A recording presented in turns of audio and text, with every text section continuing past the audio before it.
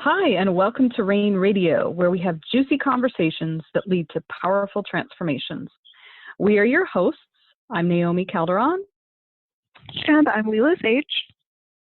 And today we're talking about standing in your power. So grab your drink and your journal, put on your crown, and let's chat. Speaking of drinks, what are you drinking today? I'm drinking water because I've been being a little dehydrated. Look at you being all health coachy. Well, you know. I've got black tea because caffeine. No sugar, though. We'll talk about my no sugar later. So, standing in your power. Yeah. Can we start with defining power for the people? Sure. So, would you like me to do that? What is power? Sure, let's do that. In this context, so let me rewind and say, for those of you who are new to Leela Land, all things are personal. Boundaries are personal. Power is personal. Everything is about us first, and then it trickles out into our world. So for the purposes of this conversation, power is our ability to be in charge of our lives and our world.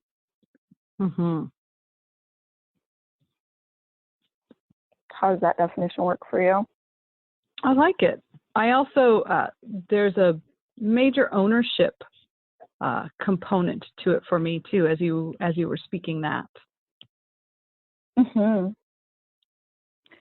That is the foundation for the archetype of Empress and like living the archetype of Empress. This is my world. This is my domain. This is my life. I am in charge. And it doesn't mean that I'm in charge of like the idiot that rear ends me, but I'm in charge of how I respond to it. I'm in charge of how I handle my emotional and physical well-being afterwards. I'm in charge of standing up for myself if necessary, because I've been rear-ended and then abandoned. That was fun.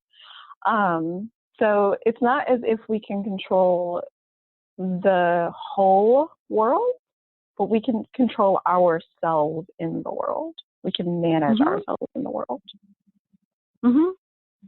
And last week when we talked a bit about the sovereignty, I think the sovereignty piece is key for me personally when it comes to power.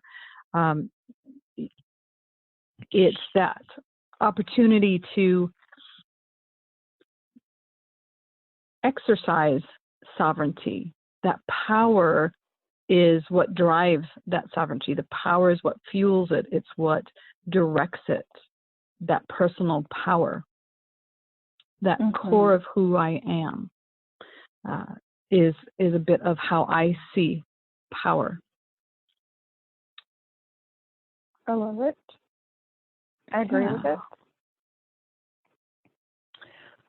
So what causes us, since we're talking about where we're occasionally not standing in our power, what causes us to not stand in our power? It's been my experience in working with people, and also for myself, is shoulds are a big component of it. When I take on, or when I see clients take on, either one, because both happen, shoulds. Oh, I should be doing this. I should this. I should. It's that allowing outside forces to dictate our actions, to dictate our thoughts, to dictate our choices. It's giving up our choices. And there's always choice. Suffering is optional. Say it again, please. Choice is a powerful thing. Choice is always a thing. Suffering is optional. I told my children that recently. For those of you who are new to Leela, I gave birth to 3 people. They are oodles of fun. And we were talking about pain and suffering, because that's what you talk about with an 11 and 13-year-old when I'm your parent. And I told them that pain is inevitable. It is a part of the human process. Yeah. But suffering over the pain is optional. Yes. One of my mentors is that she always reminds us, and it's gotten to the point now where she's like, choice is a powerful thing. And we're all like, suffering is always optional. It's like, frick. Okay, fine. I have to take responsibility for myself. Ding, dang it, you know? But it's true. It's choice. And when I let the outside world influence what I do, especially, it's one thing to compromise. It's one thing to be like, oh, that sounds really great. Let me go do that. It's another if it's like, I really don't want to, but I feel like I should say yes. Mm-hmm. Or I don't want to do that. I don't want to be around that person. I don't want to take on that project. I don't want to go to that event, whatever it is. And we feel like we have no say. This is super juicy. Mm-hmm. Because do I not go to work when I don't feel like it? Yeah. Well, that really depends. Do you want a paycheck or not? You know? Yeah. So I love what you said, and I fully agree with it. And I want to talk to me 5 years ago and some of the Abraham audience participants. And what do I do when I don't like my choices? Because we always have choice. I'm looking at 4 of them, and they're all gross.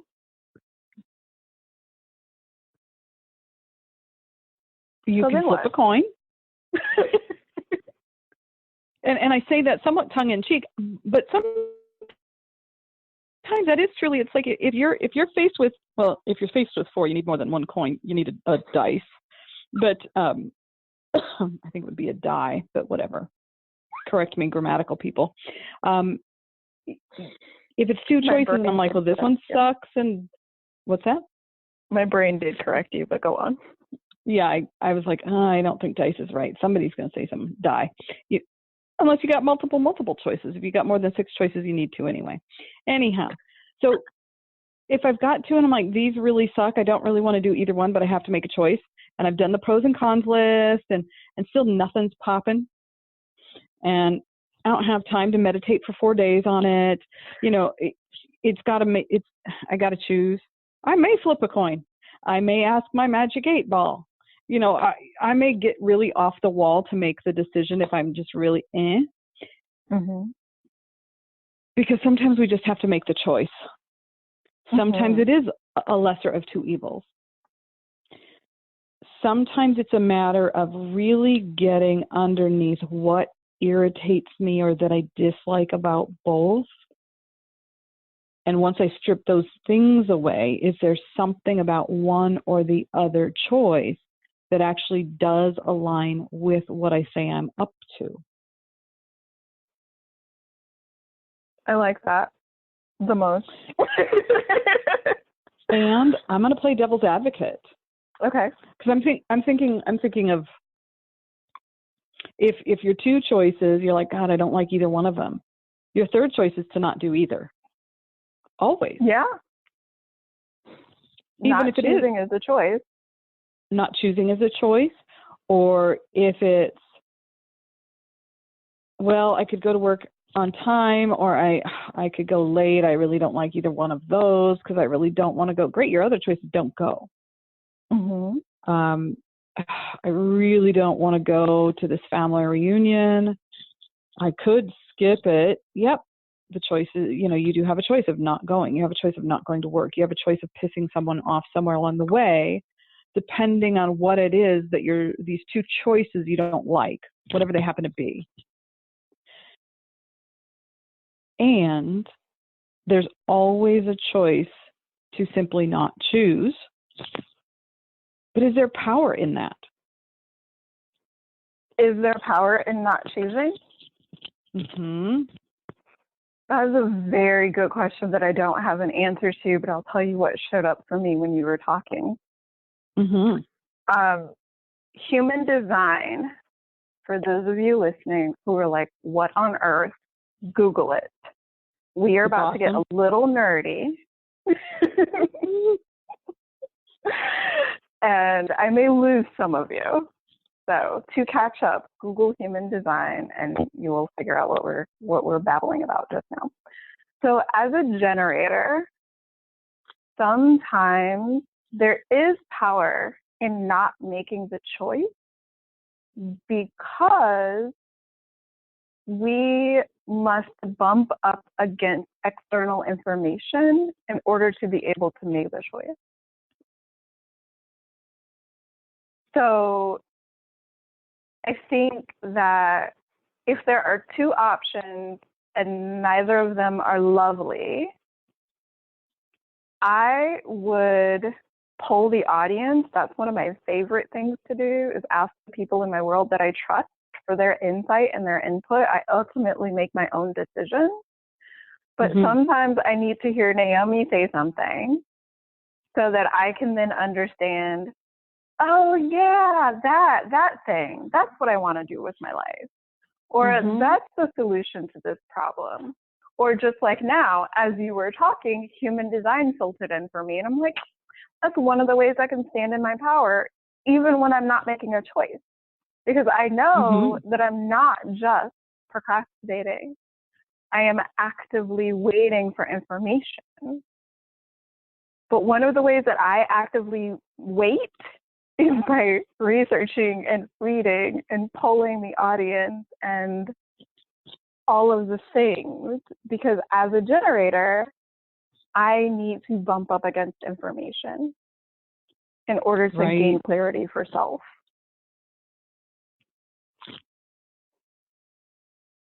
That's where knowing yourself, whether it's from a human design standpoint, although I highly recommend it, is so important. Because yes, there can be power. Like you said, it's different. It's a little bit like I have told people, clients especially, we know when we're letting ourselves off the hook versus giving ourselves grace and space. And in the same way, we know if I'm procrastinating and I'm simply living under the sign of the ostrich and I've stuck my head in the sand versus I'm waiting for that external information, or I'm waiting for all the parts and pieces so I can make the right, best decision for myself. Because those are two different things. And there's someone who comes to mind who I see this individual, which is really funny because that's who's trying to call in, who often doesn't make decisions because they're afraid of making the wrong decision. And in that, that's where there's a shrinking and a lack of power. If I'm not making the decision because I'm uncertain and I'm not trusting myself, is different than Leela waiting for this external information or gathering the information so she has the external information to bump up against to determine what is the right, best decision for her. I've been there. Oh, God, yeah. Afraid of making the wrong decision. And what helped me move out of that space is willingness to fail. So there was some reframe there. And self-knowledge. And also just like at this point, I have a 100% success rate at survival. I have survived codependency. I have survived depression of all colors. I have survived couch surfing with 3 children as a single mom. I have survived living below the poverty line for probably longer than is attractive or interesting at all. And at this point, I'm like, I really can't mess it up too bad. Been there, done that. I already got the t-shirt. I don't need to do it again. T-shirt, keychain, yearbook, like it's good. Right. So that has been super helpful, but that is also self-knowledge. I had to get to know myself well enough to convince myself that I was trustworthy with making decisions for myself. And that's what can be one of the pieces anyway that keeps us from being that ostrich and sticking our head in the sand and or not making a decision until life has made it for you. That I don't want to repair my car. I'm just going to turn up the radio instead of actually paying attention to that rattling noise. Gosh, that rattling got louder. I'm going to turn up the radio even louder. I'm going to blast my stereo. I don't know why my car fell apart. Well, no. Well, you didn't want to deal with it. You didn't, and eventually it's just like, sorry, too late. Or the event, you want to go to an event, but you don't know if you should. Should you spend the money? What about this, that, the other, da, da, da, da, da, da, da. And the event's on the 10th, and you procrastinate and you wait, and so the 9th you're like, okay, I'm going to go, and they're like, sorry, sold out. Yeah. The universe decided it for you. I've never done that before. This is sarcasm, people. Good, because I was even confused for a minute. I'm like, dang. Oh God, no! I did that with summer camp for the kiddos just this month. Yeah, I was told about a fabulous summer camp, and then someone told me that the information that I had was inaccurate and that my oldest wouldn't be able to go. And I got the nudge to go ahead and call anyway. And when I did, they were full. I didn't call immediately when I got that internal information. And when I did, they were full. So lesson learned. But yeah, I totally procrastinated and the universe made the decision for me. And sometimes it's a matter of we've given away our power. Sometimes it's that other things simply take priority. And knowing which it is again, goes back to knowing yourself. Because if I'm not calling on something, if I'm not taking action, because I'm allowing myself to shrink and I'm not standing and coming from that place of power, that's a whole different ballgame.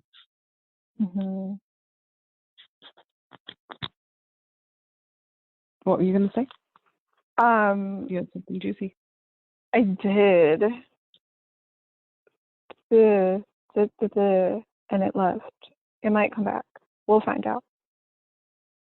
So in that case, I'm going to ask, this is a polling the audience piece again, is are there areas, and if so, where in your life that you see that you toss your power out, that you give it away, that you step outside of it, whether it's in making decisions, whether it's in having conversations that might feel hard, whether it's whatever it is, and saying, no, I'm not okay with this, or yes, I am okay with this, or this is my stance on this particular topic.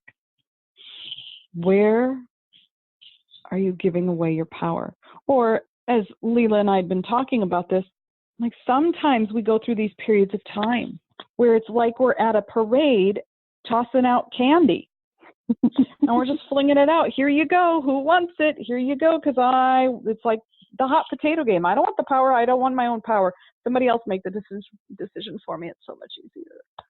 Oh, well, this is exciting. And this may ruffle some feathers, but, you've met me. I'm a feather ruffler. So I did that in previous romantic relationships, where My first husband. He's my favorite teacher. Him and my mother and my daughter are my favorite teachers this lifetime. By that, I mean they drive me insane. And, and I knew, I was crystal clear that this man could not lead himself out of a paper box. And yet, I was like, oh, here, lead our family.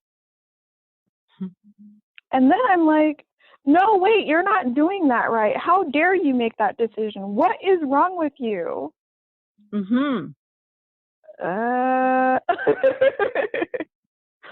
that was me tossing my power over to him like peppermint at a parade.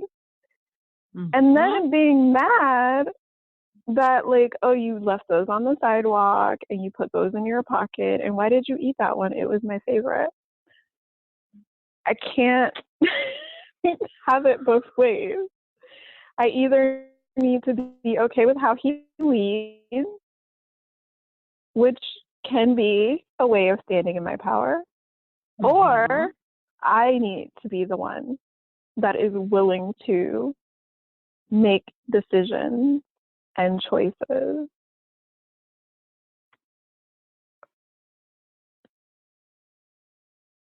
And so I became that person in a whole different relationship with other humans, but I did become that person that's like, all right, this is what I'm doing. This is what I'm interested in. This is where I'm going. Are you coming? And that takes us down into, we could offshoot into a lot of rabbit holes with that, with the whole being a victim or being a martyr. And that conversation came up for me, for myself today. And it's like, look at that fun little pattern when I'm giving away my power. And then, I'm mad at the other person for not doing it right. That's not really fair to them or to myself. And there's not a lot of power in that. That's wussy. Yeah. There ain't nothing sovereign about that. So I had to have a little come to Jesus with myself. Oh, I love it. We could have an entire conversation about that. And I've done so much work with getting out of victim mentality and releasing the martyr archetype, which is, it can be a fun one. We can totally talk about that in the future. I think so. Yeah. I added it to our list.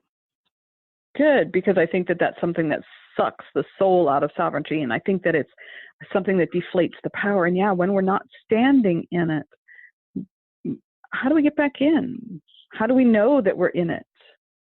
How do we know? What's it feel like when we're standing in our power? What's that look like? How do we know? I'm glad you asked, because it's going to be different for everybody.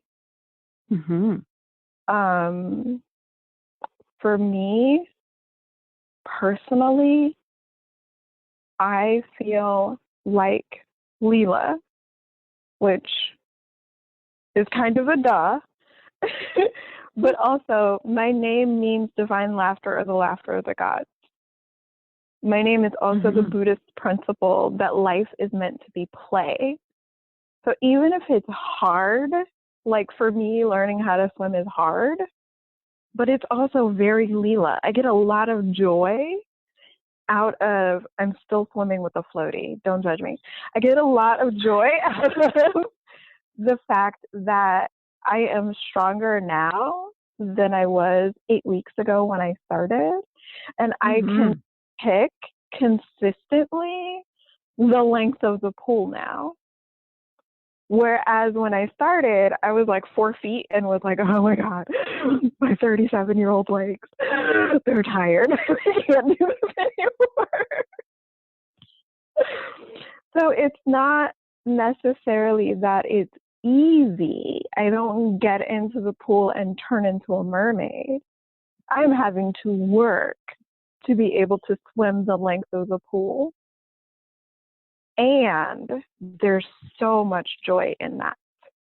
So I know that I'm standing in my power when I feel like I am the embodiment of the divine laughter, the laughter of the gods, that life is play.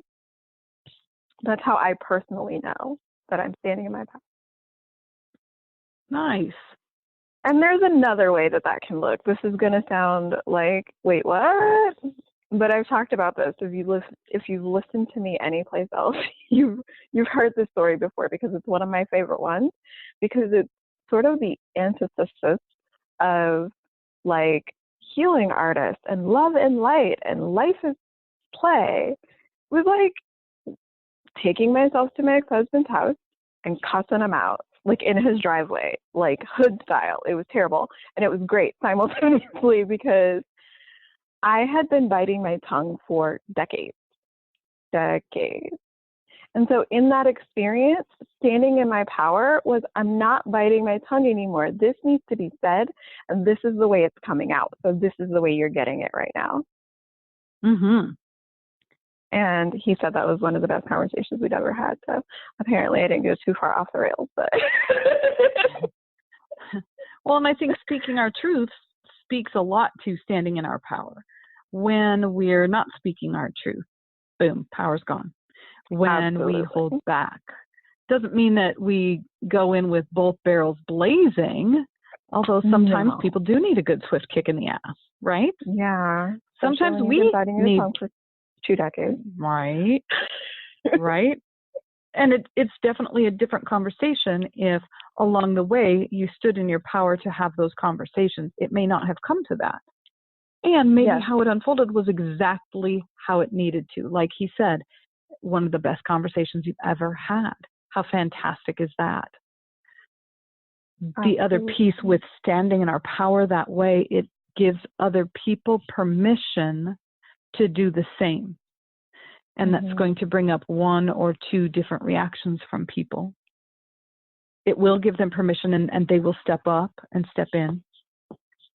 Or they will shrink and throw shade. Yeah. And we can't control other people's reactions, but we can control just keep the energy that we bring to the exchange.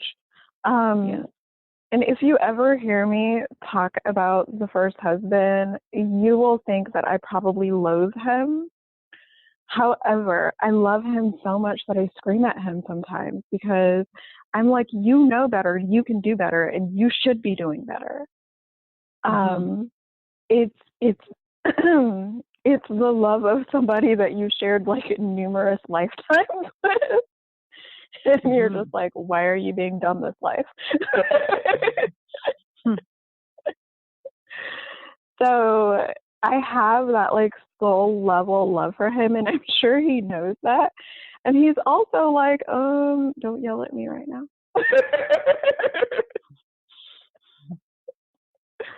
And there's been enough, self-awareness on his part that he can be like, all right, Em, I don't deserve to be yelled at right then. But that isn't how it always has to be. My enjoyable other in my current relationship, there doesn't need to be any yelling. We are very good at communicating even the uncomfortable things at like this volume level. And that is standing in your power. But you have to know yourself, as you said. You really got to know yourself well. And I think that's the place when we look at where does power come from? How do we know that we have it? What does it feel like for us? What does it look like for us? That's the opportunity to get to know yourself well, is to start really recognizing, where am I giving up my power? Where is my power disguised as just blatant belligerence or anger? For those of you who know, I'm talking about my former self. It's about understanding who you are and being able to recognize what power is for you. Because as Leela said at the very beginning, this is the type of thing that's going to look and feel and sound different to each of you. You're going to define it in the way that fits for you. And the better you know yourself, the more you know when you're standing in your power. Sometimes you might be standing in it 90%, and that's okay. As long as you know that, and can recognize it. Because when we recognize, in those moments when I recognize I'm not fully standing in my power, it affords me the opportunity to, again, make a choice. Do I step fully into it? Do I stay where I'm at? Neither's right or wrong. It's just an opportunity to observe and learn and deepen my relationship with myself, right? Yeah, absolutely. That's beautiful. Okay, we have like a minute. Mm-hmm. Anything else you would like to share, offer, ask people? Just, use this week, contemplate the polls that we did earlier and really look at where are those places where maybe you're not standing fully in your power that you want to be, that you have a desire to be. And ask yourself, what would it take to step fully in it? What would you have to let go of? What would you have to embrace? Who would you have to become to do that? Oh, that's super deep. What did you let go? What do you need to let go of? Like, hit me. I will be playing with that myself. Mm-hmm. I'm like a people hoarder and a paper hoarder. I'm like, oh, I don't want to let go of my notebooks or my humans. Do I have to? Uh-huh. And sugar. I let go of the sugar for now. We'll see how long I've let go of it. Thank you all so much for listening, for chiming in with your comments and leaving your feedback. And we will talk with you guys next time.